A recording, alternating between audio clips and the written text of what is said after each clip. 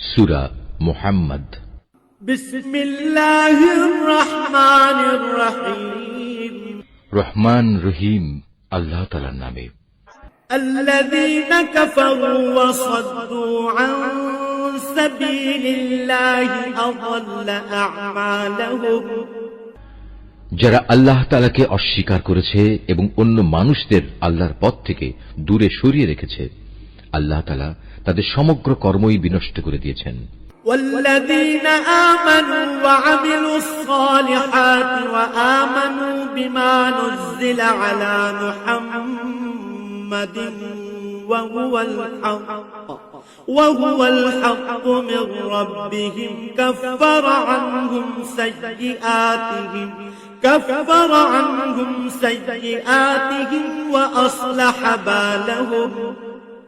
যারা আল্লাহর উপর ঈমান এনেছে এবং ভালো কাজ করেছে, মুহাম্মাদের উপর আল্লাহর তরফ থেকে যা কিছু নাজিল করা হয়েছে তার উপরও ঈমান এনেছে, যা একান্তভাবে তাদের মালিকের পক্ষ থেকে আসা সত্য, আল্লাহ তাআলা তাদের জীবনে সব গুনাহখাতা মাফ করে দেবেন এবং তাদের অবস্থা শুধরে দেবেন।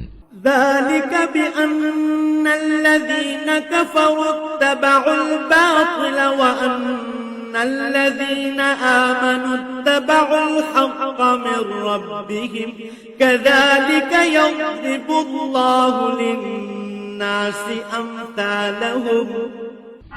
এসব কিছু এজন্য হবে যারা আল্লাহকে অস্বীকার করে তারা মূলত মিথ্যারই অনুসরণ করে, অপরদিকে যারা ঈমান আনে তারা তাদের মালিকের কাছ থেকে পাওয়া সত্য বিষয়ের অনুসরণ করে, আর এভাবেই আল্লাহ তাআলা এদের জন্য তাদের দৃষ্টান্ত স্থাপন করেন। فإذا لقيتم الذين كفروا فضرب الرقاب حتى إذا أثخنتموهم فشدوا الوثاق فإما منا بعد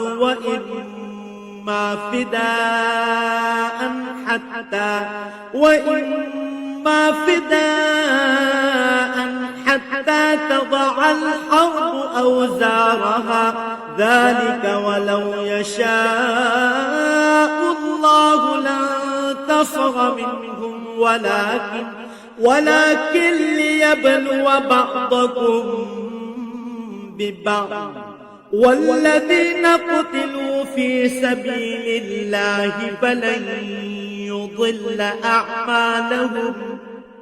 অতএব যুদ্ধের ময়দানে যখন তোমরা কাফেরদের সম্মুখীন হবে তখন তোমরা তাদের গর্দানে আঘাত করো, অতঃপর এভাবে তাদেরকে সম্পূর্ণরূপে পরাভূত করিবে। তখন তোমরা বন্দীদের শক্ত করে বেঁধে রাখো, এরপর বন্দীদের মুক্ত করে দেবে কিংবা তাদের কাছ থেকে মুক্তিপণ আদায় করে ছেড়ে দেবে। এটা একান্তই তোমাদের ব্যাপার।